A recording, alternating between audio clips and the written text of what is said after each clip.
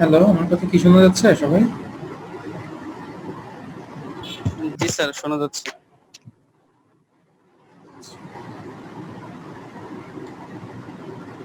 কি খবর, সবাই কেমন আছো? স্যার আলহামদুলিল্লাহ, আপনি কেমন আছেন? আলহামদুলিল্লাহ, ভালোই।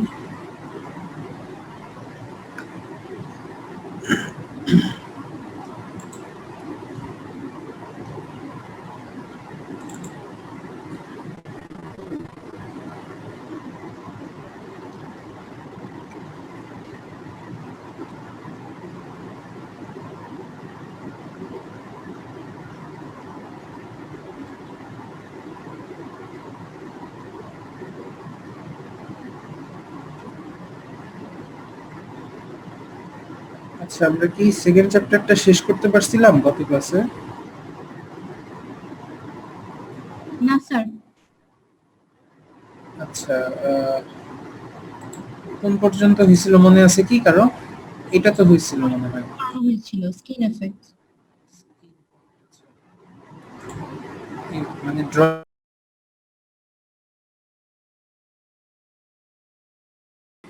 তো যদি একটু দেখি আমরা।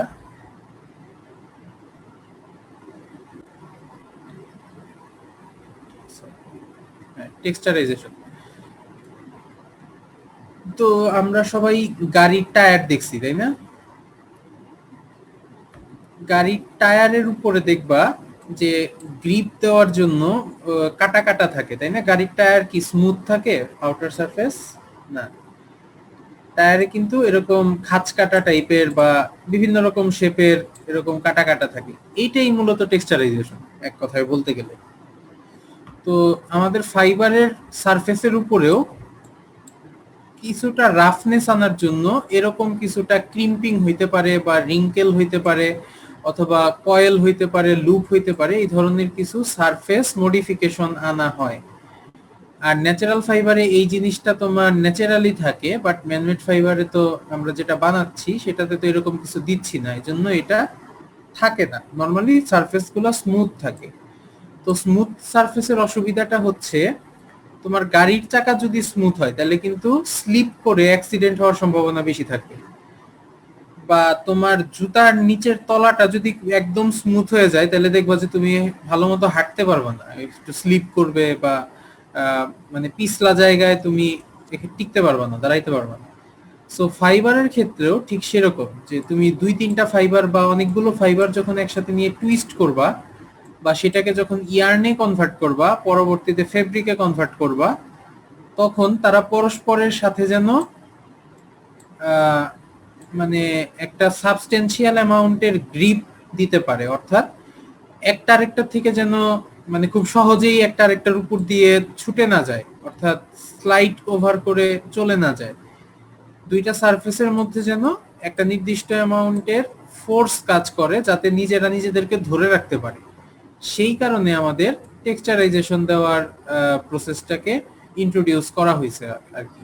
যে স্মুথ সারফেসটাকে আমরা একটু রাফ বানাবো, সেটা ক্রিম্পিং হইতে পারে, কোনো রকম ভাঁজের সৃষ্টি করলাম, অথবা রিঙ্কেল হইতে পারে যেমন এরকম এই যে কুচকানো অবস্থার সৃষ্টি করা, অথবা তোমার এখানে কয়েলিং হইতে পারে। তো এটা আমরা একটু পর আস্তে আস্তে দেখব। তো এটা হইলে যেটা হয় তোমার টেক্সচারাইজেশন দিলে যেরকম এখানে ফ্রিকশনাল প্রপার্টি গুলা ক্রিয়েট হয় নতুন করে, সাথে সাথে তোমার কিছু অ্যাডিশনাল প্রপার্টিও আসে, যেমন হেয়ারিনেস বাড়ে। অবশ্যই হেয়ারিনেস একটু হইলেও বাড়বে। স্মুথ সারফেসে তোমার ফাইবার গুলো একদম লাগানো থাকে গায়ে গায়ে, কোনো এন্ড বার করা থাকে না। বাট যখনই তুমি এর উপরে একটা টেক্সচারাইজেশন অ্যাপ্লাই করবা, এখান থেকে দেখবা যে একটা সুতা কেটে বের হয়ে গেছে এরকম। সো এখানে হেয়ারিনেসের সৃষ্টি হয়। তো হেয়ারিনেস সৃষ্টি হলে তোমার হ্যান্ড ফিলটাও ভালো হয়, অর্থাৎ এটাকে ধরতে একটু আগের তুলনায় আরাম হয়, হ্যান্ড ফিলটা বেটার হয়। সাথে সাথে কিছুটা অ্যাবজর্বেন্সিও বাড়ে, কারণ আমরা জানি যে যখন সেটা একদম তোমার কম্প্যাক্ট অবস্থায় থাকবে এই পলিমার চেইনগুলো, তখন অ্যাবজর্বেন্সি কম থাকবে। বাট যখন তুমি এখানে কোনো একটা মডিফিকেশন বা অ্যাভারেশন ক্রিয়েট করছো, সেখানে কিন্তু একটা ভাঁজের সৃষ্টি হবে, অথবা এরকম কয়েলিং করতে পারো অথবা লুপ করতে পারো, যেটাই করো অ্যাবজর্বেন্সি কিন্তু আগের তুলনায় একটু বাড়বে, কারণ হচ্ছে কি এই পলিমার চেইনগুলো আর এখানে কম্প্যাক্ট অবস্থায় থাকবে না, একটু হইলেও তারা ডিস্টরশন হবে বা তাদের যে স্ট্রাকচারাল কম্প্যাক্টনেস ছিল সেটা কমে যাবে। তো অ্যাবজর্বেন্সিও কিছুটা বাড়বে। সো এরকম অ্যাডিশনাল কিছু ইমপ্রুভমেন্ট আনার জন্য নরমালি টেক্সচারাইজেশন করা হয়। তো এইটা বেসিক্যালি তিনটা প্রসেসের মানে তিনটা স্টেপে করা হয়, প্রসেস একটাই।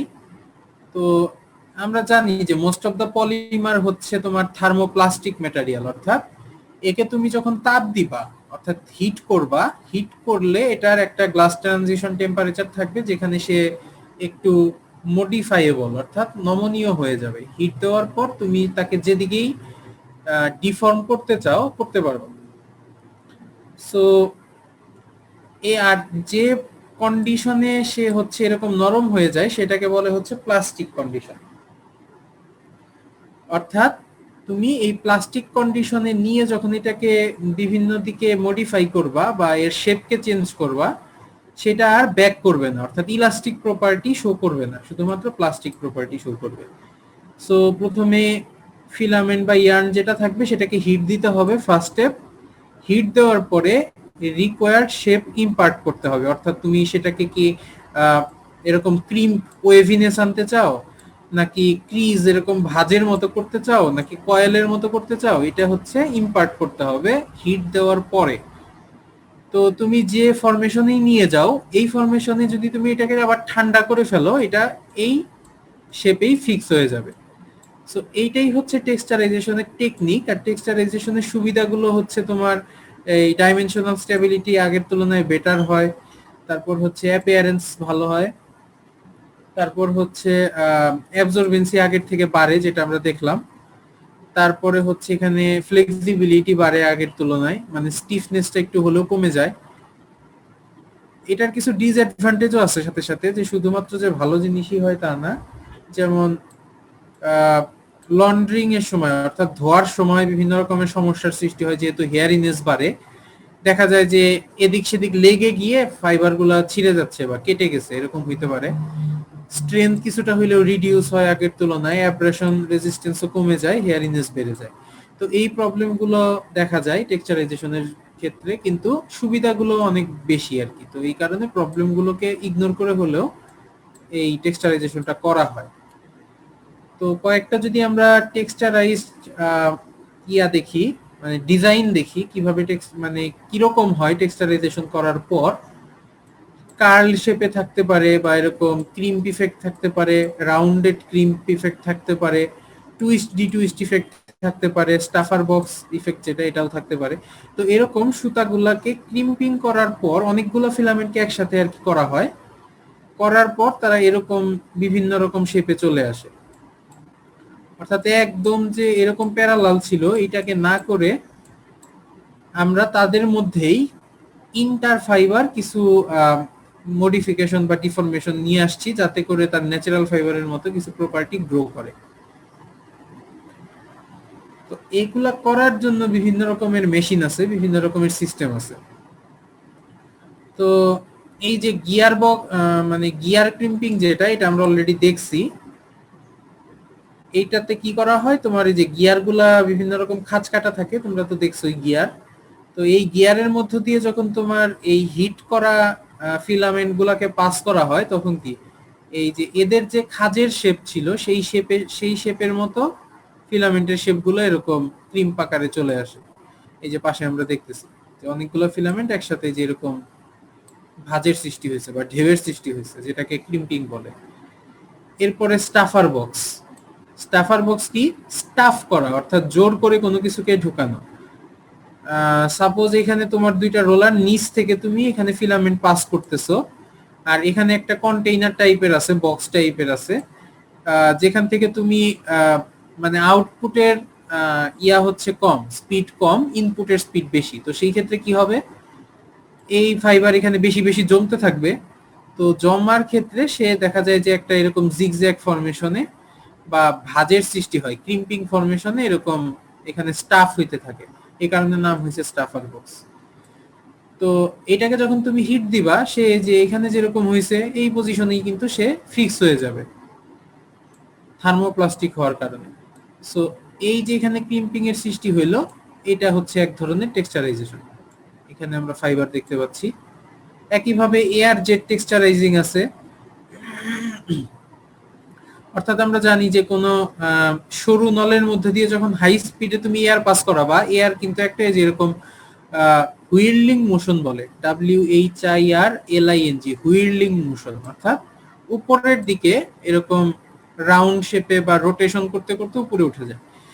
তো এয়ারের ফোর্সের কারণে তোমার এখানে যে ফাইবার বা ফিলামেন্ট থাকে তাদেরও শেপটা এরকম হয়ে যায়। তারপরে তুমি যখন তাকে হিট দিবা, সে হচ্ছে যে এরকম মানে কয়েলিং শেপ, ওই হুইর্লিং শেপের কারণে, হুইর্লিং মোশনের কারণে এরকম কয়েলিং শেপে চলে আসে। তো এটাও এক ধরনের মেথড। আরেকটা আমরা এখানে দেখাইছি, সেটা হচ্ছে নিট ডিনিট মেথড। অর্থাৎ তোমরা পড়বা যে নিট ফেব্রিক যখন তৈরি করা হয় তখন এক সেট সুতা থাকে, যে সোয়েটার বুনতে দেখছো হয়তো বা তোমরা, ওইটাও কিন্তু এক ধরনের নিট। ওইখানে দেখবা যে একটা সুতাকে এরকম লুপ লুপ লুপ বানাইয়া একটার ভিতর দিয়ে আরেকটা ঢুকায়া ঢুকায়া লম্বা কাপড়ের শেপে নিয়ে যাওয়া হয়। এটা হচ্ছে নিটিং প্রসেস। তো আমরা যদি একটা নিট কাপড় বানাই, আর নিট কাপড়ের আরেকটা সুবিধা আছে, যদি সিঙ্গেল জার্সি নিট হয় তোমরা এটা পড়বা, যে এই যে একটা প্রান্ত এটা ধরে যদি তুমি টান দাও, এই লুপগুলো একটার ভিতর থেকে আরেকটা খুলে আসে, অর্থাৎ সুতা ছিঁড়ে যায় না। তুমি টান দিলে ওই যে অনেক সময় দেখবা যে ডায়েরির পাতায় যে ইয়া থাকে না, মানে ডিভাইডার ভাগ করার জন্য লম্বা একটা ফিতার মতো থাকে লাল কালারের, সেইটার নিচ থেকে টান দিলে দেখবা কি ওইটা খুলে আসতেছে, লুপ লুপ আকারে খুলে আসতেছে। তো নিট ফেব্রিকেও ঠিক এরকম একটা স্ট্রাকচার দেখা যায়, যে একটা দিক থেকে টান দিলে এটা খুলে আসে, অর্থাৎ এই লুপগুলো সব আলাদা হয়ে যায় এরকম।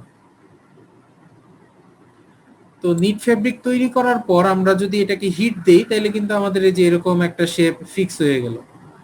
ফিক্স হওয়ার পরে এটাকে যদি আমি খুলে ফেলি, অর্থাৎ নিটকে ডিনিট করি, খুলে ফেলি টান দিয়ে এরকম, তাইলে দেখা যাবে যে আমাদের এই শেপটা কিন্তু ফিক্স হয়ে গেছে, সুতাটা আলাদা হয়ে গেছে, অর্থাৎ আমরা এরকম লুপ আকারে একটা শেপ পাবো।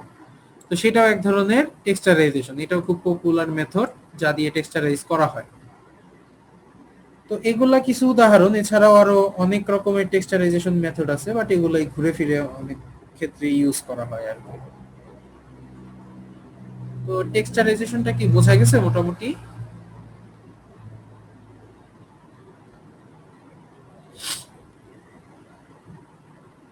জি স্যার। জি স্যার। ওকে, স্যার স্টাফারটা আরেকবার। স্টাফার বক্স। আচ্ছা, স্টাফার বক্স হচ্ছে কিছুই না, জাস্ট এরকম একটা কন্টেইনার, একটা বক্স।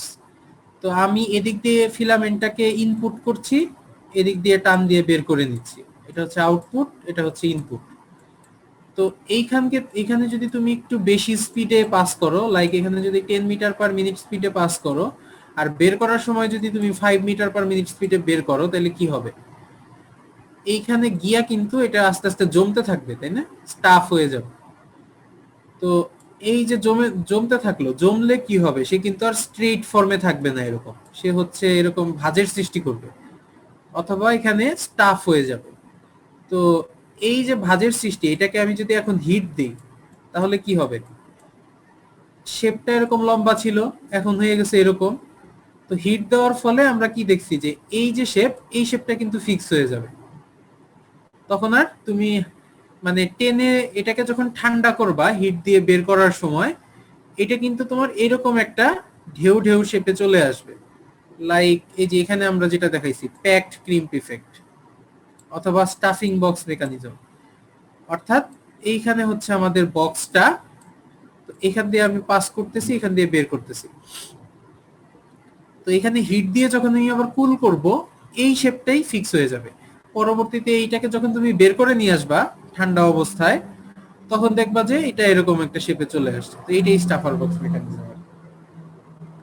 ওকে, জি স্যার। আচ্ছা আমরা পরবর্তী স্টেপে যাই। পরবর্তী স্টেপটা ছিল ইন্টারমিংলিং। তো ইন্টারমিংলিং জিনিসটা হচ্ছে, তোমরা তো ফাইবার দেখছো, লাইক কটন ফাইবার দেখছো অথবা পলিস্টার ফাইবার দেখছো। ফাইবার কিন্তু ইন্ডিভিজুয়ালি আলাদা করা থাকে না, অনেকগুলো ফাইবার কিন্তু যে একসাথে এরকম গুচ্ছ আকারে থাকে, তাই না? তো এইটা থাকার কারণটা কি আসলে? ন্যাচারাল ফাইবারের ক্ষেত্রে ন্যাচারাল ফাইবারেও থাকে, তোমার ম্যানমেড ফাইবারেও থাকে, যদি শর্ট স্ট্যাপল ফাইবার হয় আর কি। তো এইটা হওয়ার কারণটা হচ্ছে তোমার ফাইবারগুলোর মধ্যে নিজেদের মধ্যে একটা কোহেশন ফোর্স কাজ করে। অর্থাৎ তুমি যখন মানে অনেকগুলো ফাইবারকে একসাথে রাখবা, তাদের মধ্যে কিন্তু তুমি কোনো টুইস্ট দাওনি অথবা তাদেরকে বাইন্ড করার জন্য কোনো কিছু করো নাই, বাট তারপরেও অনেকগুলো ফাইবার এরকম একসাথে আছে। এর কারণ হচ্ছে যে ফাইবারগুলোর মধ্যে যে পলিমার গুলো আছে তাদের মধ্যে কিছুটা দুর্বল ফোর্স কাজ করে।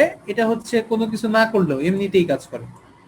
তো এইটা হচ্ছে main reason for natural fibre অনেকগুলো ফাইবার একসাথে থাকার। আর অনেকগুলো ফাইবার একসাথে থাকার একটা সুবিধা আছে, পরবর্তীতে তুমি একে যখন সুতা বানাবা, এই ফাইবারগুলো যদি একসাথে না থাকতে পারে, পরস্পরের মধ্যে যদি একটা কোহেশন কাজ না করে, তাইলে দেখবা যে তোমার সুতার কোয়ালিটি আলটিমেটলি ভালো হয়নি। কারণ ফাইবার এক একটা এক একদিকে এরকম মাল্টি ডিরেকশনে ইয়া করা থাকবে, ছড়ানো ছিটানো থাকবে। তো একে তুমি একসাথে আনতে পারবা না, একসাথে আনাটা খুব ডিফিকাল্ট হয়ে যাবে আমাদের যে এক্সিস্টিং মেশিনারিজ গুলো আছে তাদের মধ্যে।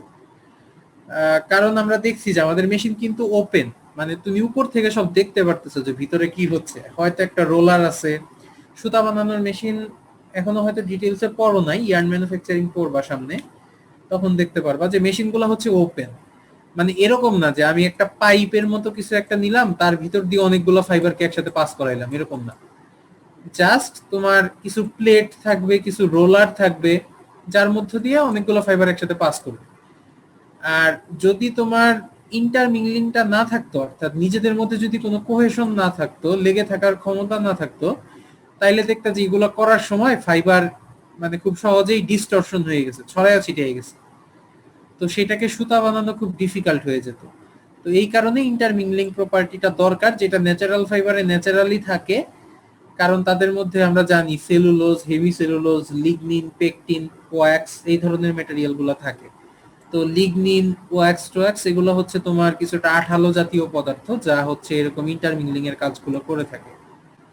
আর ম্যানমেড ফাইবারের ক্ষেত্রে তো আর এগুলো আমরা দিচ্ছি না। তো এই জিনিসটাকে আমাদের ম্যানুয়ালি ইম্পার্ট করতে হয়, কিভাবে আমরা সেটাকে বানাইতে পারি, কি ইন্টারমিংলিংটা কিভাবে ইম্পার্ট করতে পারি। তো এটার জন্য কয়েকটা প্রসেস আছে। অর্থাৎ ইন্টারমিংলিং আর কিছুই না, যে দুইটা ফাইবার যে কিছু কিছু জায়গায় পরস্পরের সাথে লেগে থাকবে।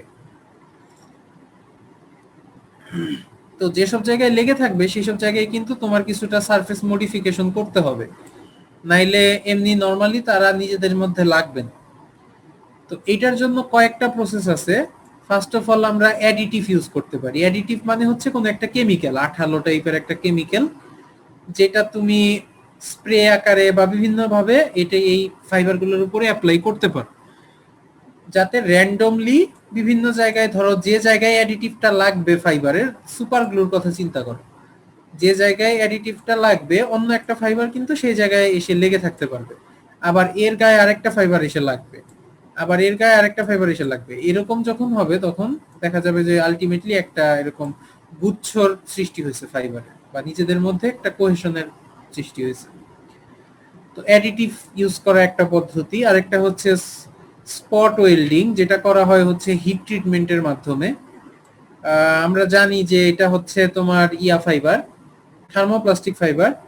সো ফিলামেন্টগুলো যখন একসাথে যাবে, তুমি যদি একটা পজিশনে এরকম হিট ট্রিটমেন্ট করতে পারো, জাস্ট একটা পজিশনে, তাইলে কিন্তু এইখানে ধরো ফাইবারগুলো গলে গিয়ে বা নরম হয়ে পরস্পরের সাথে লেগে যাবে। এটা একটা পদ্ধতি, হিট ট্রিটমেন্টের মাধ্যমে স্পট ওয়েল্ডিং করা, অর্থাৎ যেসব জায়গায় লাগতেছে সেটাকে আমরা বলতেছি স্পট ওয়েল্ডিং। আর আরেকটা আছে কম্প্রেসড এয়ারের মাধ্যমে, অর্থাৎ অনেকগুলো ফিলামেন্টকে একসাথে পাস করা, বা একটা নজল বা একটা মানে কম্পার্টমেন্টের ভেতর দিয়ে, যার মধ্যে একটা নজল থাকবে যেখান দিয়ে কম্প্রেস এয়ার পাস করাইতে পারবা। আর কম্প্রেসড এয়ার যদি আমরা একটা নির্দিষ্ট ইন্টারভাল পর পর দেই, লাইক 5 সেকেন্ড পর পর কম্প্রেসড এয়ার দিব, তাহলে কি হবে, এটা তো কন্টিনিউয়াসলি মুভ করতেছে। এখানে একবার ইয়া হইলো, তার 5 সেকেন্ড আগে, অর্থাৎ এখানে একটা স্পট ওয়েল্ডিং হয়েছে, তার 5 সেকেন্ড আগে এখানে একটা ইন্টারমিংলিং হয়েছে। তো তো এই পয়েন্টগুলোকে আমরা বলি হচ্ছে ইন্টারমিংলিং পয়েন্ট, আর পুরো প্রসেসটাকে আমরা বলি হচ্ছে ইন্টারমিংলিং। তো এটা করা হয় এই কারণেই, মূলত মেইন রিজন হচ্ছে ফাইবারগুলোর মধ্যে যেন নিজস্ব একটা কোহেশনের সৃষ্টি হয়। আচ্ছা, এরপরে আমরা প্রায় শেষের দিকে হিট সেটিং একটা প্রসেস আছে, নাম শুনছি তো অবশ্যই, আর লাস্টে স্পিন ফিনিশ আছে। তো হিট সেটিংটার কথা আমরা বলছিলাম যে হিট সেটিং করা হয় মূলত ডাইমেনশনাল স্টেবিলিটি আনার জন্য একটা ফাইবারে।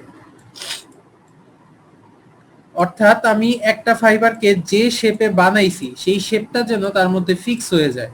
পরবর্তীতে আমি যখন অন্যান্য প্রসেসগুলো করব, অর্থাৎ এই ফাইবার থেকে যখন সুতা বানাবো, সুতার থেকে যখন কাপড় বানাবো, কাপড় থেকে যখন ডাইং প্রিন্টিং করব, তখন যেন তার ডাইমেনশন যেটা আছে এটা যেন চেঞ্জ না হয়ে যায় কোনোভাবে। সাপোজ আমরা জানি, ধরো পলিস্টারের কথা আমরা বললাম, পলিস্টার ফাইবার, পলিস্টারটা আমরা সামনে আজকেই হয়তো ধরে ফেলবো এই যে চ্যাপ্টারটা শেষ হওয়ার পর। তো পলিস্টারের একটা গ্লাস ট্রানজিশন টেম্পারেচার আছে যেটা হচ্ছে 70 ডিগ্রি সেলসিয়াস আমরা জানি। তো গ্লাস ট্রানজিশন টেম্পারেচারটার স্পেশালিটি হলো এই টেম্পারেচারের উপরে উঠলে মানে কোনো ম্যাটেরিয়ালের প্রপার্টি মানে থার্মালি এফেক্ট হওয়া শুরু করে, অর্থাৎ এর যে সারফেস আছে বা এর যে স্ট্রাকচার আছে এগুলা একটু একটু চেঞ্জ হওয়া শুরু করে, ফাইবারটা নরম হয়ে যায়, নমনীয় হয়ে যায়, একটু আঠালো হয়ে যায়, স্টিকি হয়ে যায়। তো আমরা যখন তোমার পলিস্টার ফাইবারটা তৈরি করব, তৈরি করার পর একে যদি আমি হিট সেট না করি, অর্থাৎ সাপোজ আমরা ফাইবারটা বানিয়ে ফেলছি, বানানোর পর তো এটাকে আমরা কুল করব, তাই না, ঠান্ডা কন্ডিশনে নিয়ে যাব, কুলিং করব। কুলিং করলে সে ফাইবারটা সলিড হয়ে যাবে। এরপরে ড্রয়িং যা আছে করব। তো করার পর এইটাকে যদি আমি হিট সেট না করি, অর্থাৎ হিটের মধ্যে এক্সপোজ না করি, লাইক 70 ডিগ্রিতে যদি আমি এটাকে এক্সপোজ না করি, তাইলে যে জিনিসটা হবে তোমার পরবর্তীতে যখন আমি এই ফাইবারটাকে ডাইং করব, ডাইং করার সময় আমরা জানি যে বেশি টেম্পারেচার লাগে।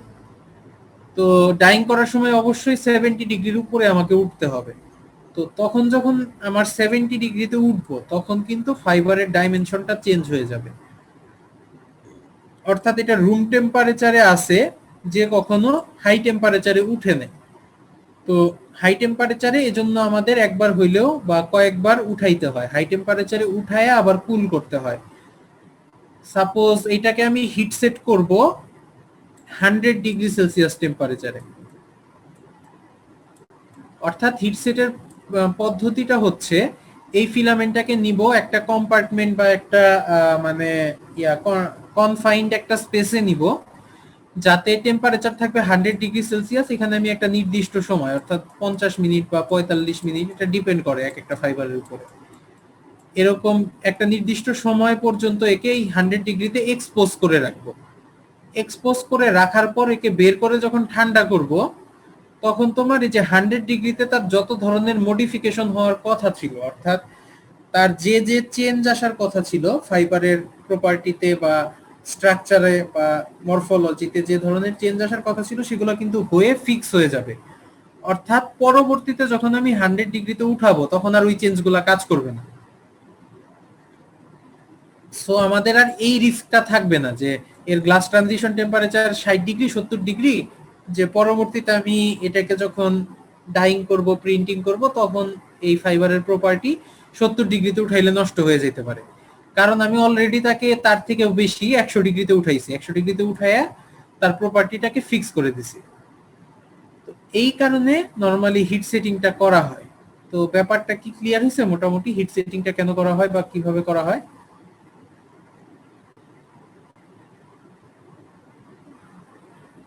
জি স্যার। তো এইটাই হচ্ছে মূলত ডাইমেনশনালি স্টেবল করা। আমরা যে বারবার বলি হিট সেটিং করা হয় ডাইমেনশনালি স্টেবল করার জন্য, এই প্রসেসটাই হচ্ছে ডাইমেনশনালি স্টেবল করা। আর এটা করলে তোমার শ্রিঙ্কেজও রিমুভ হয়ে যায়। অর্থাৎ ধরো রুম টেম্পারেচারে কিছু ফাইবারের মধ্যে তোমার ছিল এরকম অ্যামরফাস রিজিয়ন একটু বেশি ছিল, তো তুমি যখন সেটাকে হিট সেট করছো আর একটু বেশি টেম্পারেচারে নিছো, এই ফাইবারের যে বন্ডিং গুলা ছিল এগুলা কিন্তু ভেঙে যাবে, ভেঙে তার অ্যামরফাস গুলাও একটু হলেও আগের তুলনায় ক্রিস্টাল হয়ে যাবে। সো পরবর্তীতে শ্রিঙ্ক করার পসিবিলিটি কমে যাবে। ওই যে আমরা দেখি না যে কিছু কিছু ফেব্রিক ধুইলে মানে কুচকে যায় বা শ্রিঙ্ক করে, কিছু কিছু কাপড় চোপড় দেখবা এরকম হয়। তো বুঝতে হবে যে তাদের ফাইবার ক্যারেক্টারিস্টিক্স এর সমস্যা, যে তাদের হয় নাই, ভালো মতো হিট সেট করা হয় নাই, বা অন্য রিজিয়নও থাকতে পারে, বাট মূলত হিট সেট করা হয়নি, এটা একটা রিজন হইতে পারে যে ওই ধরনের শ্রিঙ্ক করার কারণে। আর এটার কিছু অসুবিধাও আছে, যে হিট সেট করলে সব যে সুবিধাই পাবো আমরা তা না, যে ফাইবার মাঝে মাঝে স্টিফ হয়ে যেতে পারে, কারণ আমরা জানি যে হিট সেট করলে, হিটিং করলে কি ফাইবার গুলাকে ক্রিস্টালাইন করা ইজি হয়ে যায়। সো সে আগের তুলনায় ফ্লেক্সিবিলিটি একটু কমে যেতে পারে, স্টিফ হয়ে যেতে পারে। আরেকটা প্রবলেম কি, আনইভেন শেড হইতে পারে। এই যে আমরা এখানে কন্ডিশনের কথা বললাম, সাপোজ আমরা একটা ফেব্রিক বানাবো যেখানে 10 কেজি সুতা থাকবে, 10 কেজি সুতা দিয়ে আমরা একটা ফেব্রিক বানাবো 10 কেজি। তো আমার একটা মেশিন আছে হিট সেট করার, যেটা তোমার একবারে 10 কেজি সুতা দিতে পারবা না, তোমার 5 কেজি 5 কেজি করে দিতে হবে, ক্যাপাসিটি 5 কেজি। সো আমি যখন ফার্স্ট 5 কেজি সুতাকে এই হিটসেট মেশিনে ঢুকাবো, তাকে আমি একটা নির্দিষ্ট টেম্পারেচার লাইক 100 ডিগ্রিতে আর হচ্ছে একটা নির্দিষ্ট টাইম লাইক 20 মিনিটস এরকম রাখবো, এরকম হিটসেট করব, এটা হচ্ছে আমার উদ্দেশ্য। তো প্রথম 5 কেজি করে ফেললাম, সেকেন্ড 5 কেজি যখন করতে গেছি তখন দেখা গেছে টেম্পারেচার কোনো কারণে ফল করছে, বেশি না 95 ডিগ্রি হয়ে গেছে, অথবা টাইম কোনো কারণে একটু 2 মিনিট বেড়ে গেছে, অপারেটর ঘুমিয়ে পড়ছিল এরকম হইতে পারে, 2 মিনিট 22 মিনিটস হয়ে গেছে, 22 মিনিট। তো এই দুই রকমের হিটসেট করা ফাইবার দিয়ে আমি যখন একটা সুতা বানাবো এবং সবশেষে ফেব্রিক বানাবো, তখন দেখা যাবে যে আমার সেম ফেব্রিকে দুই জায়গায় দুই রকমের প্রপার্টি শো করবে, অর্থাৎ সে তার অ্যাবজর্পশন একরকম হবে, তার অ্যাবজর্পশন একরকম হবে। সো আমরা যখন ডাইং করব তখন দেখা যাবে যে এখানে এক ধরনের শেড আসছে, এখানে এক ধরনের শেড আসছে, অর্থাৎ এটা বেশি মানে হয়তো এটা ডিপ হয়ে গেছে, এটা লাইট হয়ে গেছে। তো একটা ফেব্রিকে যখন দুই রকমের শেড আসবে তখন কিন্তু সেটা একটা ফল্টি ফেব্রিক হিসেবে কনসিডার করা হবে। সো এই প্রবলেমটা মাঝে মাঝে হয় এই হিট সেট করার জন্য, যে আনইভেন শেড হয় due to uneven heat set, অর্থাৎ দুই রকম হিট সেট করলাম এই জন্য দুই রকম শেড হলো। ওকে, আশা করি ক্লিয়ার হয়েছে হিট সেটটা মোটামুটি। জি স্যার। এরপরে লাস্ট যে প্রসেসটা আমাদের স্পিন ফিনিশ প্রসেস, অর্থাৎ সবকিছু করার পর আমরা একটা ফিনিশিং প্রসেস ইউজ করি, যেটা হয়তো বলছিলাম গত ক্লাসে যে এটা কোনো ম্যান্ডেটরি প্রসেস না ফিলামেন্ট বানানোর জন্য বা ফাইবার বানানোর জন্য, অর্থাৎ স্পিন ফিনিশটা না হইলেও কিন্তু তোমার ফাইবার হবে, ওই হিট সেট পর্যন্ত ফাইবার হয়ে যাবে। কিন্তু এইটা করা হয় হচ্ছে তোমার অ্যাডিশনাল কিছু ইমপ্রুভমেন্ট আনার জন্য। সাপোজ আমরা জানি যে আমাদের যে ফিলামেন্টটা বানাইছি এটা পরবর্তীতে যখন আমি সুতা বানাবো বা ইয়ার্ন বানাবো, ফেব্রিক বানাবো, তখন তাকে অন্যান্য মেশিনের মধ্য দিয়ে যেতে হবে, অনেকগুলা রোলারের মধ্য দিয়ে বা প্লেটের উপর দিয়ে পাস করতে হবে, আর এগুলো হচ্ছে অনেক হাই স্পিড প্রসেস। তো এই হাই স্পিড যখনই আমি ইম্পার্ট করব, দেখা যাবে যে ফ্রিকশনের কারণে, অর্থাৎ সুতাটা একটা সারফেসের উপর দিয়ে যাওয়ার সময় হাই স্পিডে গেলে কি হিট জেনারেট হবে, এটা আমরা সবাই জানি যে একটা সারফেস আর একটা সারফেসের উপর দিয়ে গেলে হাই স্পিডে হিট জেনারেট হয়। সো হিট জেনারেট হইলে কি সুতার প্রপার্টি কিছুটা নষ্ট হয়ে যেতে পারে, বা মেশিনের যে তোমার ছিল মেশিন গরম হোক, এটা আমরা কখনোই চাই না। হিট আননেসেসারি হিট জেনারেট হইলে আমার প্রসেসের যেরকম প্রবলেম, ম্যাটেরিয়াল বা প্রোডাক্টেও কিছুটা প্রবলেম দেখা যায়। সো এইটাকে রিডিউস করার জন্য আমরা লুব্রিকেটিং একটা কেমিক্যাল এখানে ইউজ করতে পারি স্পিন ফিনিশ হিসেবে, যেটা তোমার এর স্লিপারি করে দিবে ফাইবার বা ফিলামেন্টটাকে। পরবর্তীতে যখন কোনো হাই স্পিড প্রসেসের মধ্যে দিয়ে যাবে তখন যেরকম হিট উৎপন্ন হওয়ার কথা ছিল সেরকম হিট উৎপন্ন হবে না, কিছুটা হলেও কম হবে। সো এটা একটা স্পিন ফিনিশের প্রসেস, এটা আমরা ধরলাম লুব্রিকেটিং এর জন্য।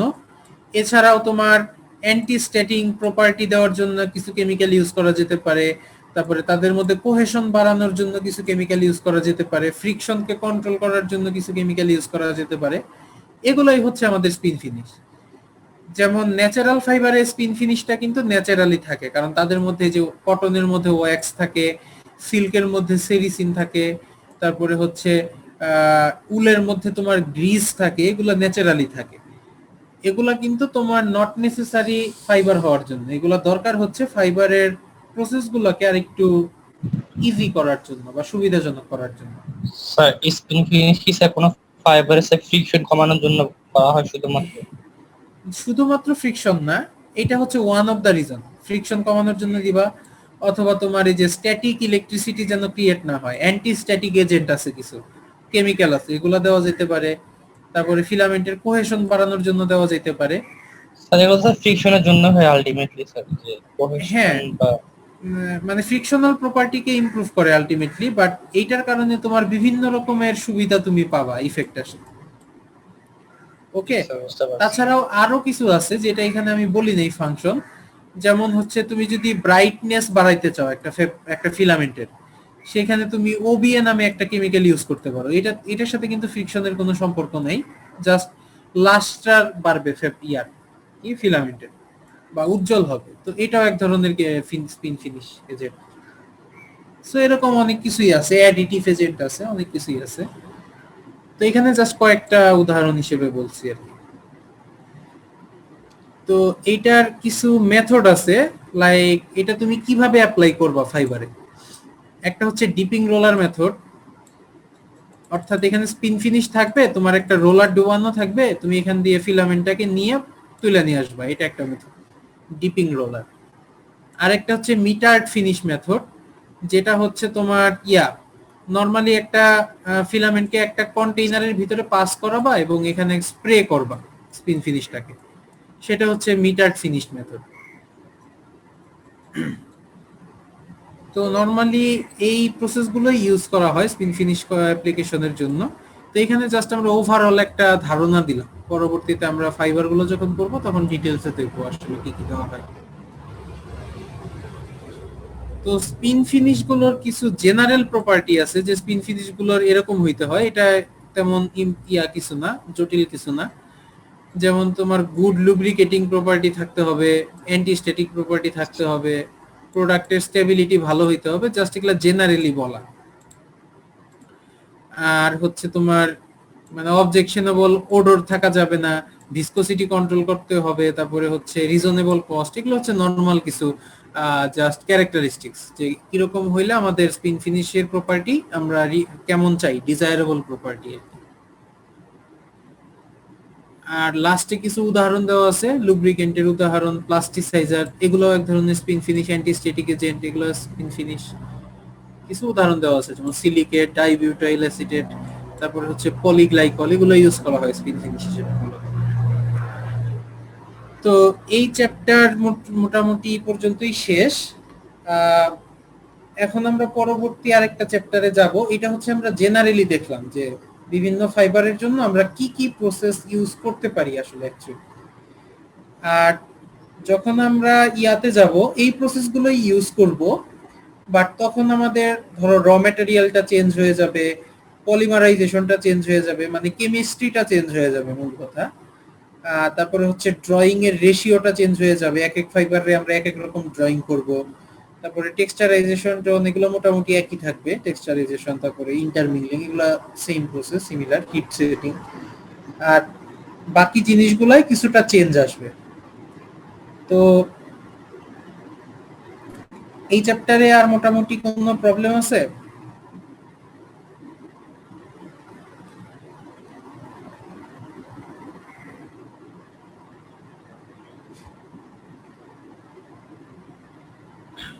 আচ্ছা, যদি না থাকে তাহলে আমরা একটু সেকেন্ড চ্যাপ্টারের দিকে যাই, মানে থার্ড চ্যাপ্টার আর কি আমাদের, যেটা সেকেন্ড চ্যাপ্টারটা শেষ করলাম। আর সেকেন্ড চ্যাপ্টারটা ইম্পর্টেন্ট ইন দা সেন্স যে তোমাদের এইটা বারবার ঘুরে ফিরা লাগবে আর কি, মানে যে এখানেও যখন আমরা পড়তে যাব দেখবা যে ইয়াটা খুব বেশি পরিমাণে লাগতেছে। একটা মিনিট, বন্ধ করতে হবে।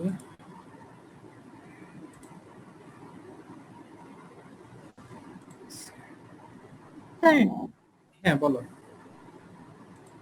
স্যার আমাদের যে এই যে টেক্সচারাইজেশন তারপর ইন্টারমিডিয়েট ডিফারেন্ট ডিফারেন্ট মেথড আপনি হচ্ছে যে এক্সপ্লেইন করে দিয়েছেন, এটা কি স্যার আমাদের ইন ডিটেইলস পড়া লাগবে প্রত্যেকটা মেথডের? মানে স্যার না, এগুলো অত যেমন ডিটেইলস লাগবে না, তুমি যদি 2-3 লাইন করে লিখতে পারো দ্যাটস এনাফ, এরকম অত ডিটেইলসে যাওয়া লাগবে না, মানে কোনো প্যারামিটার বা এই যেরকম কিছু লাগবে না আপাতত।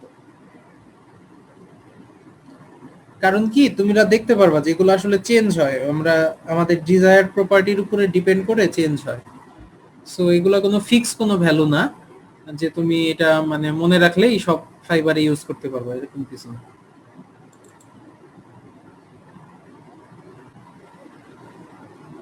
আচ্ছা, তো থার্ড চ্যাপ্টারটা আমাদের মূলত পলিস্টার সম্পর্কে। তো আমাদের শায়ক স্যার কি কোনো ফাইবার পড়ানো শুরু করছেন নাকি জেনারেল জিনিসগুলোই পড়াচ্ছেন?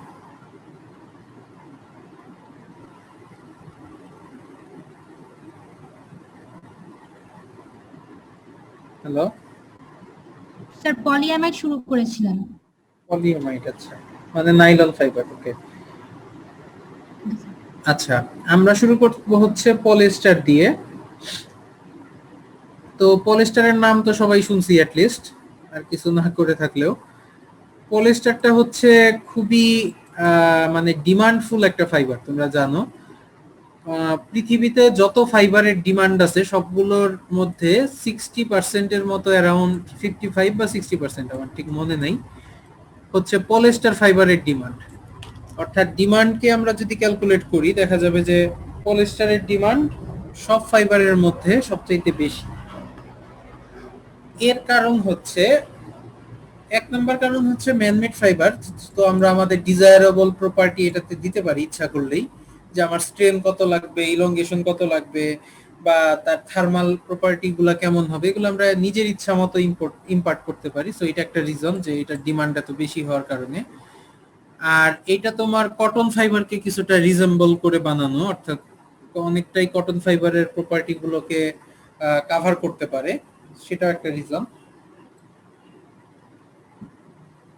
তো পলিস্টার ফাইবারটা তোমরা দেখবা যে আমরা জানি হিস্ট্রি থেকে যে 1940 মোটামুটি এই সময়টার দিকে পলিস্টার ফাইবারটাকে প্রথম তৈরি করা হয়েছিল। তো এরপর থেকে এর যে ডিমান্ড বাড়ছে সেটা হচ্ছে তোমার বাকি সব ফাইবারকে ছাড়াই গেছে। অর্থাৎ এটা কিন্তু খুব বেশি পুরানো না, 60 বছর আর 20 বছর, 80 বছর পুরানো। কিন্তু এই 80 বছরে এর ডিমান্ড বাড়ছে হিউজ পরিমাণে। কারণ দেখা গেছে এটা ইউজ করায় অনেক রকমের সুবিধা পাওয়া যায়। আর শুধুমাত্র টেক্সটাইল সেক্টর না, পলিস্টার পলিমারটা তোমার অনেক ধরনের টেক্সটাইল বাদেও অনেক সেক্টরে ইউজ করা হয়। লাইক মেডিকেল ইকুইপমেন্ট গুলো তৈরি করার জন্য পলিস্টার লাগে। তারপরে আমরা যে ওই যে পানির বোতল, এখানেও কিন্তু তোমার পলিস্টার আছে। তো পলিস্টার ধরতে গেলে মোটামুটি আমরা যে প্লাস্টিক ইউজ করি দৈনন্দিন জীবনে, এগুলোই হচ্ছে পলিস্টার। তো এইটাকেই যখন আমরা ফাইবারের শেপে নিয়ে যাব বা ফিলামেন্টের শেপে নিয়ে যাব, তখন সেটা হয়ে যাবে পলিস্টার টেক্সটাইল ফাইবার। তো পলিস্টারটাকে যদি আমি ভাঙি, এটা এক ধরনের পলিমার, এটা আমরা সবাই বুঝতেছি, পলি কথাটা আছে, পলিমার। আর এটার মনোমার হচ্ছে তোমার এস্টার। অনেকগুলা এস্টার যখন একসাথে হয়, হয়ে হয়ে যখন একটা লম্বা চেইনের তৈরি করবে, তখন তাকে আমরা পলিস্টার বলতে পারবো। তো এস্টারের কেমিক্যাল ফর্মুলা আশা করি সবার মনে আছে, যে COOR, ইন্টারে পড়ছো। এটা হচ্ছে এস্টারের জেনারেল একটা ফাংশনাল গ্রুপ COO, আর আর হচ্ছে অন্য একটা রিঅ্যাক্টিভ গ্রুপ যার সাথে সে বন্ডিং করে বা গঠন করে। তো আমরা যদি এরকম কোন কেমিক্যাল সাবস্টেন্স দেখতে পাই যার মাঝখানে এরকম COO বন্ডটা আছে, অর্থাৎ এস্টার ফাংশনাল গ্রুপটা আছে, সেটাকেই আমরা বলতে পারবো হচ্ছে পলিএস্টার। তো এখন হচ্ছে COOটা তো তোমার তৈরি করতে হবে, এটা আমরা যখন ফাইবার হিসেবে বানাবো এটা আমার বানাইতে হবে, কেমিক্যাল রিঅ্যাকশন করাইতে হবে। কারণ COOটা তুমি নরমালি এমনি প্রকৃতিতে পাবা না, যে এটা অলরেডি আছে। পাবা, ন্যাচারাল পলিস্টার আছে অনেক, বাট সেটা হচ্ছে আমরা তো ল্যাবরেটরিতে বানাচ্ছি না, সেটা হচ্ছে ন্যাচারাল পলিয়েস্টার, বাট সেটাকে আমরা ম্যানমেড বানাচ্ছি না। অনেক ধরনের মানে ন্যাচারাল ফাইবার আছে, ফাইবার ঠিক না, মানে ন্যাচারাল ম্যাটেরিয়াল আছে যার মধ্যে এই এস্টারটা পাওয়া যায়। এই সি ডাবল ও বন্ড অনেক রকম ম্যাটেরিয়ালই থাকে, যাদেরকে আমরা বলি হচ্ছে ন্যাচারাল পলিয়েস্টার। বাট ওইটা আমাদের এখানে কনসার্ন না, কারণ আমরা ম্যানমেড ফাইবার নিয়ে আলোচনা করতেছি। সো আমাদের উদ্দেশ্য হবে এরকম একটা পলিমার চেইন তৈরি করা যার মাঝে মাঝে এরকম এস্টার থাকবে। তো এইটা করার সবচাইতে সুইটেবল যে সিস্টেম দেখা যায় সেটা হচ্ছে আমি যদি দুইটা একটা কোপলিমার তৈরি করি, অর্থাৎ দুইটা মনোমার নেই, যার একটাতে তোমার কার্বক্সিলিক অ্যাসিড থাকবে বা কার্বক্সিলিক অ্যাসিডের গ্রুপ থাকবে, আর আরেকটাতে তোমার অ্যালকোহলিক গ্রুপ থাকবে। এরকম দুইটা পলিমার যদি মনোমার যদি আমরা নিয়ে যদি রিঅ্যাকশন করাই, রিঅ্যাকশনটা হবে কি পলিকন্ডেনসেশন। কারণ হচ্ছে এই দুইটাকে যখন আমি রিঅ্যাক্ট করাবো তখন এখান থেকে OH আর এখান থেকে H, এইটা H2O অর্থাৎ পানির আকারে বের হয়ে যাবে। দুইটা H আছে, একটা অক্সিজেন আছে। বের হয়ে গেলে কি হইলো, এটা কিন্তু পলিকন্ডেনসেশন হইলো, কারণ এটা একটা বাই প্রোডাক্ট আমরা জানি। আর থেকে গেল কি, এখানে CO আর এখানে অক্সিজেন, অর্থাৎ C+O। এই জিনিসটা আমার রয়ে গেল। তো আমাদের দরকারি তো এইটা, তাই না? C+Oটাই আমরা চাই। এখন আমরা যদি এরকম একটা মনোমার নেই যে যার একটাই অ্যাসিডিক গ্রুপ আছে আর একটাই অ্যালকোহলিক গ্রুপ আছে, তাহলে কি হবে, এই একটা C+O কিন্তু ক্রিয়েট হবে। আর যদি তার দুই পাশে এরকম থাকতো তাহলে কি হইতো, এইখানে তোমার আরেকটা অ্যালকোহলিক গ্রুপ এসে যুক্ত হইতো, এইখানে তোমার আরেকটা C+OH এসে যুক্ত হইতো। তার মানে আমরা মানে বুঝতে পারতাম যে এখানে একটা লম্বা চেইন তৈরি হইতেছে, তাই না, একটার পর আরেকটা লাইগা লাইগা। তো এই উদ্দেশ্যে আমরা একটা ডাই কার্বক্সিলিক অ্যাসিড গ্রুপ নেই আর একটা ডাই অল অর্থাৎ ডাই অ্যালকোহল গ্রুপ নেই, অর্থাৎ দুই পাশেই কার্বক্সিলিক অ্যাসিড থাকবে, দুই পাশেই অ্যালকোহল থাকবে, শুধুমাত্র চেইনটাকে এক্সটেন্ড করার জন্য। অর্থাৎ আমরা যে পলিমার চেইনটা বানাবো এটা যেন শর্ট না হয়ে লং হয়, যত বেশি লং হবে ততই তো ভালো আমাদের জন্য, তাই না? তো এইটার জন্য আমাদের পলিস্টার তৈরি করার ক্ষেত্রে মাথায় রাখতে হবে যে ডাই কার্বক্সিলিক অ্যাসিড আর হচ্ছে ডাই অ্যালকোহলিক গ্রুপ, এই দুইটা জিনিসকে নিয়ে আমরা সবসময় পলিস্টার ফাইবারটা তৈরি করার চেষ্টা করি। আর প্রসেসটা হবে কি পলিকন্ডেনসেশন, কারণ এখান থেকে পানি বের হয়ে যাবে বা যে কোনো অন্য ম্যাটেরিয়াল বের হয়ে যাবে। এখন এখানে আমি XYZ মানে রাখছি হচ্ছে জেনারেল একটা টার্ম হিসেবে, অর্থাৎ এখানে যে কোনো কেমিক্যাল আসতে পারে, বেনজিন আসতে পারে, মিথেন আসতে পারে, ইথেন আসতে পারে, স্টেবল যে কোনো কেমিক্যালই এখানে আসতে পারে, সেটাও এক ধরনের পলিস্টার হবে। বাট আমরা কি ধরনের পলিস্টার তৈরি করব এটা নিয়ে আলোচনা করব যে XYZ এর জায়গায় আসলে কি হবে। তো এটা হচ্ছে জেনারেল একটা ফর্মুলেশন দেখাইছি আর কি পলিস্টারের। আর যদি সংজ্ঞা দিতে যাই, সব পলিস্টারকেই কিন্তু আমরা টেক্সটাইল ফাইবার বলতে পারবো না। সব পলিস্টারই একটা পলিমার, ঠিক আছে, পলিস্টারের পলিমার, এস্টারের পলিমার, বাট তারা কিন্তু টেক্সটাইল ফাইবার না। টেক্সটাইল ফাইবার হওয়ার জন্য আমাদের federal trade commission of USA নামে একটা অর্গানাইজেশন আছে যে একটা সংজ্ঞা দিছে। তো পলিস্টার ফাইবার হওয়ার জন্য যে মেইন কন্ডিশনটা সেটা হচ্ছে এস্টার তো থাকবেই, ফর শিওর এস্টার গ্রুপ থাকবে, এবং এইটার একটা পার্সেন্টেজ অর্থাৎ এটা 85% থাকতে হবে অ্যাট লিস্ট পুরো ফাইবারের মধ্যে, অর্থাৎ অনেক বেশি পরিমাণে থাকতে হবে। যদি 85% এর নিচে হয় তাহলে দেখা যায় যে ফাইবারের যে প্রপার্টি গুলো আছে, ফ্লেক্সিবিলিটি, ফাইননেস বা নির্দিষ্ট একটা strength, die take up percentage, এই জিনিসগুলো অতটা ভালোভাবে আসে না। সো সেইটাকে আমরা টেক্সটাইল ফাইবার হিসেবে ইউজ করতে পারি না, বা ইউজ করলে ভালো কোনো রেজাল্ট আসে না। সো এই কারণে তাদের সংজ্ঞানুসারে at least 85% by weight ester group থাকতে হবে কোনো একটা পলিমার চেইনে, তাহলেই সেটাকে আমরা পলিস্টার ফাইবার বলতে পারবো। বোঝা গেছে জিনিসটা? জি স্যার। ওকে। তো এটার হিস্ট্রি যদি আমরা একটু দেখি, পলিস্টারের সংজ্ঞা টঙ্গা মোটামুটি দেখলাম। হিস্টোরিক্যাল ব্যাকগ্রাউন্ডে যদি যাই, এইটার কাজ শুরু হয়েছে মানে গবেষণা শুরু হয়েছে যে এই ধরনের কিছু একটা হইতে পারে 1926 সালে। ডুপন্ট কোম্পানির নাম আমরা সবাই শুনছি। তো সেইখানে একজন সায়েন্টিস্ট ছিল, ওনার নাম ছিল কি যেন, ক্যারোথার্স সম্ভবত, CAROTHERS, ক্যারোথার্স। তো উনি এটা নিয়ে ফার্স্ট কাজ শুরু করে যে এরকম কিছু একটা হইতে পারে, এস্টারিফিকেশন বন্ডের মাধ্যমে কিছু একটা আমরা বানাইতে পারি, রিসার্চ শুরু করে। বাট তার রিসার্চটা কোনো রকম রেজাল্ট দেয় নাই, অর্থাৎ সে থেমে গেছিল, সে কমপ্লিট করতে পারেনি। কারণ আমরা জানি যে, তোমরা দেখবা যে নাইলন কিন্তু আবিষ্কার হয়েছে 1930 সালের দিকে। পলিএমাইড যেহেতু পড়তেছো, এটা হয়তো বা স্যার বলছেন বা বইয়ে পাবা, 1930-র দিকে প্রথম নাইলন ফাইবারটা তৈরি হয়। সো 1926 সালে সে কাজ করতে করতে গিয়া দেখেন নাইলন ফাইবারটা তৈরি হয়ে গেছে, এবং নাইলন ফাইবারটা অনেক সুপারিয়র প্রপার্টি, মানে অনেক ভালো প্রপার্টির একটা ফাইবার আসছে। সেই অনুযায়ী তার রিসার্চে ওইরকম ভালো কিছু আসতেছে না, সো সে সেটা অফ করে দেয়। এই ক্যারোথার্স 1926-30 সালের মধ্যে সে অফ করে দেয়। পরবর্তীতে আরো দুইজন সায়েন্টিস্ট, জেটি ডিকসন আর হচ্ছে হুইটফিল্ড, ওনারা হচ্ছে ডুপন্টের না, ওনারা হচ্ছে আইসিআই আরেকটা কোম্পানি আছে ইউকে বেসড। তো তারা হচ্ছে এই যে কাজটা আছে, এই পরবর্তী কাজে গবেষণা শুরু করে, এবং 1940 সালে, মানে এখানে মাঝখানে দেওয়া আছে বলছে 1940 সালে সে একটা ফাইবার তৈরি করে ফেলে।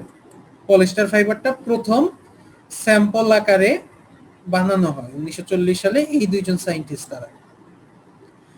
তো তখন দেখা যায় যে পলিস্টার ফাইবারটা আসলে অত ভালো কোনো প্রপার্টি শো করতেছে না, অর্থাৎ দুর্বল ফাইবার, ছিঁড়ে যাচ্ছে বা বেশি বেশি শ্রিঙ্ক করতেছে, মানে নানা রকম সমস্যা। পরে সেটাকে আরো অ্যাডভান্স বা ইমপ্রুভ করা হয়, পরবর্তী 3-4 বছরে আরো কাজ করা হয়। এবং পরবর্তীতে যখন তারা দেখতে পায় যে না, হবে, ফাইবারটা দিয়ে কাজ হবে, তখন 1945 সালে তারা এই ডুপন্টের কাছ থেকে এটা বানানোর রাইট বা মানে কপিরাইট ইস্যু বলে না, ওই জিনিসটাকে কিনে নেয়, প্যাটেন্টটাকে কিনে নেয়, লাইসেন্সটাকে কিনে নেয়, যে হ্যাঁ আমরা এটা তৈরি করছি, সো আমরা এটা বানাইতে পারবো, যে বাজারজাত করতে পারবো নিজেদের মতো করে। এটার জন্য একটা রাইট লাগে, যেহেতু সে ডুপন্টের রিসার্চের উপরে কাজ করছে। তো এই জিনিসটাকে কিনে নেওয়ার পরে ফাইবারটা বানানো হয়, এবং তারা এই যে আইসিআই ফাইবারটার নাম দেয়, একটা নামটা দেয় হচ্ছে টেরিলিন। পলিস্টার ফাইবার, সেটার একটা বাণিজ্যিক নাম দেয় মানুষ যাতে চিনে, নামটা হচ্ছে কি, টেরিলিন। আর ইন দা মিন টাইম তোমার ডুপন্টও কাজ করতে থাকে। ওরা যখন দেখে যে না, আইসিআই বানায় ফেলতেছে, তো ওদেরও তো ব্যবসা দরকার, সো তারাও কিছুটা ইমপ্রুভমেন্ট সহ কাজ শুরু করে, এবং কাজ করতে করতে তারাও একটা সময় বানিয়ে ফেলে, যে 1945 সালের দিকে, 45 সালের পরে অ্যাকচুয়ালি। এবং তারা ফাইবারটার নাম দেয় হচ্ছে ড্যাক্রম। দুইটা কিন্তু সেম, এটাও পলিস্টার, এটাও পলিস্টার, বাট ওরা ওদের মতো নাম দেয় হচ্ছে টেরিলিন, ওরা ওদের মতো নাম দেয় হচ্ছে ড্যাক্রম। তো নাম দেওয়ার পরে এখন তারা এই পর্যায়ে এসে ফাইবারটা বানাইছে, মানে মোটামুটি সব ইমপ্রুভমেন্ট কমপ্লিট, ফাইবারটাও দেখছে যে মোটামুটি না, টেস্ট রেজাল্ট ভালো, কাজ করতেছে, মানে টেক্সটাইল ফাইবার হিসেবে ইউজ করা যায় এরকম একটা পদ্ধতিতে। তো তারপরে তারা কমার্শিয়াল প্রোডাকশনে চলে যায়। তো মজার ব্যাপার হলো, ওই আইসিআই যদিও আগে তোমার ফাইবারটা বানাইছে, ডুপন্ট পরে বানাইছে, কিন্তু কমার্শিয়াল প্রোডাকশনে আগে গেছে হচ্ছে ডুপন্ট। অর্থাৎ 1953 সাল থেকেই তারা মার্কেটিং করা শুরু করে ফেলে ফাইবারটা। আর তারও 1 বছর পরে, অর্থাৎ 1954 সালে তারা যায় হচ্ছে, আইসিআই হচ্ছে 1954 সালে মার্কেটিং করা শুরু করে, অর্থাৎ 1 বছর পরে তারা কাজ করা শুরু করে এই ফাইবারটার উপর। সো এইটা হচ্ছে এই ফাইবারের ইতিহাস, এবং তারপর থেকে তো চলতেছেই, তোমরা জানো অনেক ডিমান্ডফুল ফাইবার, ডিমান্ডটা অনেক বেড়ে গেছে। এই ছিল মোটামুটি ফাইবারের হিস্টোরিক্যাল ডেভেলপমেন্টের। এখন আমরা যদি ফাইবারের ক্লাসিফিকেশনটা একটু দেখি। স্যার এটা একটু নেক্সট ক্লাসে পড়লে ভালো হয় না? ক্লাসিফিকেশন নেক্সট ক্লাস থেকে ধরবো? স্যার আমাদের 9টা থেকে ক্লাস ছিল তো। হ্যাঁ হ্যাঁ বুঝতে জি পারছি। স্যার 2টা ক্লাস ছিল। আচ্ছা ঠিক আছে, আমরা এটা নেক্সট ক্লাসে তাহলে পড়াবো, অসুবিধা নেই। আমার একটা ক্লাস আছে একটু পরে তো ক্লাস মোটামুটি বোঝা যাচ্ছে তো নাকি? জি স্যার, বোঝা যাচ্ছে স্যার। জি স্যার। আর গুগল ক্লাসরুমে কিছু অ্যাডিশনাল সাপোর্টিং ম্যাটেরিয়াল দেওয়া আছে, ভিডিও টিডিও দেওয়া আছে, এগুলো একটু নিজেরা দেখো, তাহলে আরো ভালো বুঝতে পারবে জিনিসগুলো। আচ্ছা স্যার। ঠিক আছে, তাহলে থাক আজকে এই পর্যন্তই। জি স্যার, থ্যাংক ইউ স্যার।